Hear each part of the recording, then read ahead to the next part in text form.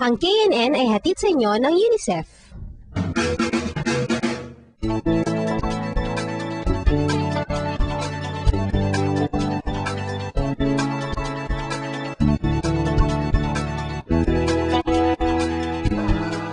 Ang una nating report ay mula sa isang lugar na sing-lamig nitong ice skating rink. Mas malamig pa nga kadalasan kahit na walang yelo.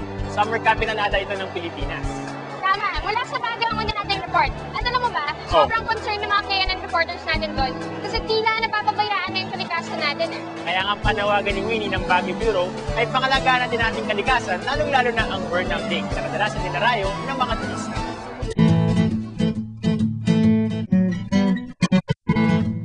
Nandito tayo ngayon sa Burnham Lake kung saan ang mga lokal at dayuhang turista ng Baguio ay karaniwang bumibisita upang lasapin ang magandang klima nito.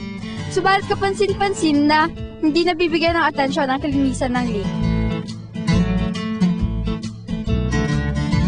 Kitang-kita ang mga basurang lumulutang sa lagusan ng tubig at sa iba pang mga bahagi ng lawa. Nakasisira ito sa tanawin at sumasalungat sa titulo ng syudad mula pa noong 1996 bilang Cleanest and Greenest City.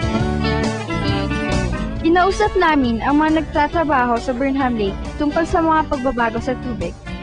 Kasi noon, malinis talaga ang tubig. Nakikita mo yung mga fishes dito na talagang nag-aano dyan sa lake. Eh ngayon ho kasi, napulyot na sila sa dumi ng tubig ngayon. Ano pong sinasabi ng mga customers na tungkol dun sa tubig? Yung mga mostly na sinasabi ng mga customers namin, bakit daw yung tubig ngayon masyadong marumi na. Green daw ang kulay. Hindi kagaya noon na talagang blue nakikita pa yung mga isda doon. Ano pong mga kadalasang nakukuha niyong basura dito sa lake? Mga plastic, saka baso, ganun. Saka yung mga dahon ng puno. Kahit na sinisikap na nagtatrabaho sa lawa na panatiliin ang kalinisan at may mga patakarang nagbabawal sa pagtatapon ng basura, marami pa ring iniiwang basura ang manamamangka. Dapat isa-isip ng lahat na nasa pagtutulungan ng mga bisita at tagapaglinis ang kinabukasan ng lawa. Kung pwede sana, bawal nila yung pagtapon ng mga basura nila sa lake.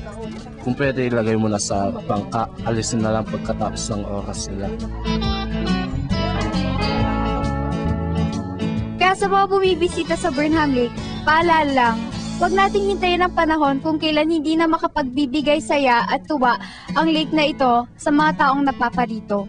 Ibalik natin ang dating sigla ng Burnham Lake. Ito po si Winnie Reyes C. Bravo ng KNN Baguio. Paalam!